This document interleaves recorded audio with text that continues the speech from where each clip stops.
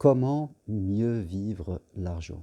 Bonjour, vous me connaissez, je suis Germain Roncaré et je suis organisateur de marches d'évolution sur le chemin de Compostelle, des marches de 4 jours où nous parlons de confiance en soi, d'estime de soi, de relation avec l'abondance pour apprendre à vivre autrement dans ce monde qui vraiment nous pousse à la consommation et crée en nous des malaises, des comportements inadaptés que nous retrouvons en ce moment dans cette situation un petit peu confuse avec le coronavirus où des gens sont capables de faire des stocks, sont capables de, je dirais, voler des masques.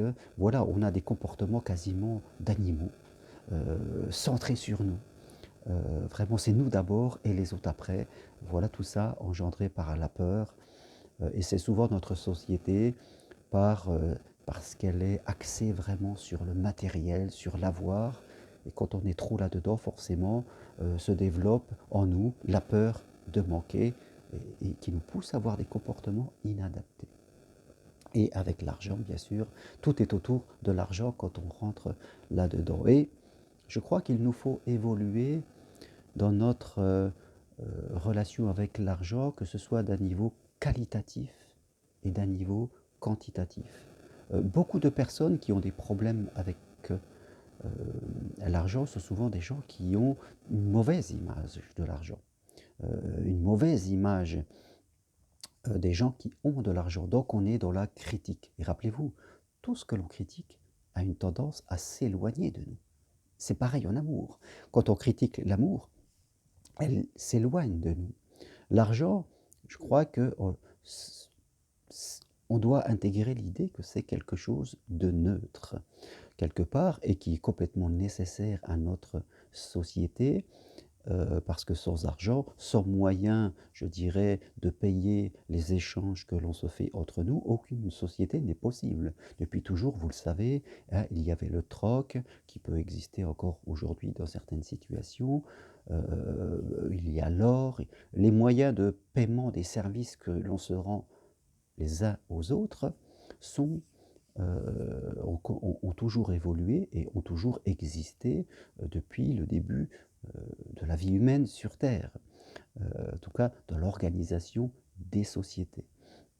L'argent est synonyme de stabilité et de règles entre les gens. Sans argent, en fin de compte, ça serait le bordel complètement dans nos sociétés. Donc l'argent est une nécessité, il faut lui enlever cette notion de bien et de mal. Il faut en tout cas détacher l'argent des comportements qu'ont les autres. Voilà, plutôt critiquer les comportements de certains plutôt que l'argent. C'est pareil avec le sexe. Le sexe, c'est quelque chose de merveilleux, mais c'est pas parce que certaines personnes ont des comportements inadaptés qu'on va se dire: «Le sexe est mauvais, j'en veux plus». Il faut faire la distinction entre les 2 et apprendre à avoir un bon rapport avec l'argent, avec les chiffres, parce que c'est ça qui va faire en sorte qu'on va l'attirer à soi. Voilà, il faut être en clair avec ses factures, ne pas être à découvert, être à jour de payer ce que l'on doit payer, ne pas toujours vouloir dépendre des autres, avec les aides sociales, tout ça. Les aides sociales sont une aide temporaire, mais après, on doit mettre en œuvre toutes les possibilités qui nous sont offertes pour ne pas être à la charge des autres et de la société. C'est important, sinon on va encore générer des mauvaises ondes. Attention aux critiques que l'on peut émettre sur l'argent, faites attention à cela. Critiquez plutôt les comportements de certaines personnes qui ont des comportements critiquables, mais ne critiquez pas directement l'argent, parce que forcément, il va s'éloigner de vous. Donc voilà, rehaussez la qualité de rapport et de vision que vous avez sur l'argent. Puis, donc là, je parlais un peu du niveau qualitatif, du niveau quantitatif. Moi, si j'organise des marches sur le chemin de Compostelle, c'est parce que j'ai voulu changer mon rapport par rapport à l'avoir.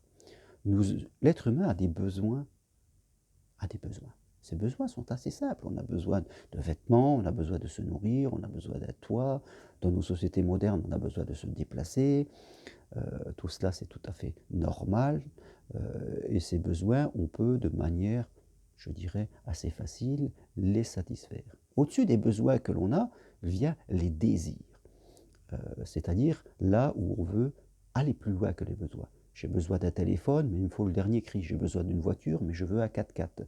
J'ai besoin d'une maison, mais je voudrais un 150 mètres carrés. J'ai besoin de vêtements, mais il m'en faut beaucoup plus. Et j'ai besoin de changer. Tous ces désirs que l'on met créent en nous un besoin financier. Plus j'ai de désirs, plus il me faut de l'argent. Et quand on rentre dans ce plus, quand on est, je dirais, piloté par les désirs, forcément on se crée la pression, il faut de l'argent. Si en plus on prend des crédits, eh bien on peut se construire une prison, surtout si on est à flux tendu entre l'argent qu'il faut pour les désirs et l'argent que je suis capable de gagner. Alors si vous avez beaucoup d'argent, que vous en gagnez beaucoup, eh ben, tant mieux pour vous. Dans ce cas-là, vous pouvez satisfaire et vous serez plutôt tranquille. Mais si vous êtes à flux tendu, voire si vous avez moins d'argent par rapport à vos désirs, je rappelle, le désir, c'est ce qui est en plus de vos besoins. Là, vous allez avoir des problèmes, vous ne serez pas libre, vous serez en dépendance, et vous aurez cette tension de toujours avoir peur de ne pas avoir assez d'argent pour combler vos désirs. Personnellement, j'ai évolué, et ce sont les marches sur Compostelle qui m'ont fait évoluer, parce que j'apprends à vivre avec moi. J'apprends à vivre simplement et à mettre mon argent de ce qui est de la valeur pour moi, c'est-à-dire l'apprentissage et l'évolution de ma personnalité avec les autres. Ce n'est pas parce que demain, si je gagne au loto, que j'irai commencer à rouler, je sais pas moi, avec un 4x4, parce que ça ne correspondrait pas à ma personnalité d'aujourd'hui.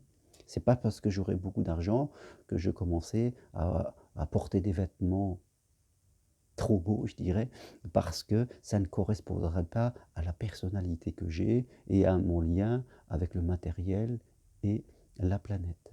Voilà, ce n'est pas parce que j'aurai beaucoup d'argent que je commencerai à avoir un château qui forcément euh, crée de la pollution et ça ne correspondrait pas à l'image que je veux avoir de moi. L'image qu'on veut avoir de nous est très importante. Il ne faut pas se laisser piloter par la société qui, elle, crée en nous des désirs et puis elle nous met en addiction. Vous voyez? Donc, réfléchissez aux besoins que vous avez réellement besoin d'argent. Faites le tri entre vos besoins les plus essentiels et les désirs. Il est normal d'avoir des désirs, il faut se rajouter, mais attention, plus vous allez mettre de désirs, plus il vous faudra de l'argent, et c'est là au niveau quantitatif qu'il faut faire le tri, parce que sinon on perd sa liberté. Personnellement, je pourrais, dans mon métier de coach et de thérapeute, je pourrais gagner plus que ce que j'ai, mais il faudrait que je travaille plus encore, et là je perdrai le temps, parce que la notion d'abondance de temps est importante pour moi. Donc je fais attention à ne pas me faire piloter par la société qui va me créer des désirs d'avoir de l'argent, je ne sais même pas pourquoi, juste pour l'avoir sur les comptes en banque, voire pour acheter du matériel dont je n'ai pas forcément besoin quelque part. Donc vous devez apprendre à faire le lien entre ce que vous avez besoin, vos désirs et l'argent que vous avez besoin de gagner par rapport à ça. Voilà, il faut trouver cet équilibre pour garder en liberté et ne pas être sous la tension, toujours sur le stress, la peur de manquer, être obligé de travailler dans des choses qu'on n'a pas envie de faire.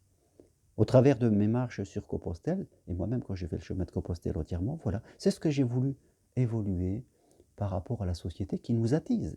Forcément, c'est une société de consommation. La consommation est un des critères. Des gens font de l'argent sur notre dos en nous poussant à consommer. Donc, ils nous manipulent. Et si on ne veut pas être manipulé, il faut se détacher. Et rien de mieux que la marche sur Compostelle avec juste le minimum d'affaires pendant quelques jours pour apprendre à se détacher. Oui. Alors, tous les renseignements que je propose justement sur ces marches sur mon site germainroncari.com, et n'hésitez pas à faire évoluer votre lien avec l'argent, que ce soit, comme je le disais, du niveau qualitatif et du niveau quantitatif, tout ça vraiment pour garder votre liberté et votre libre arbitre dans vos choix de vie. Merci à vous, à bientôt, au revoir.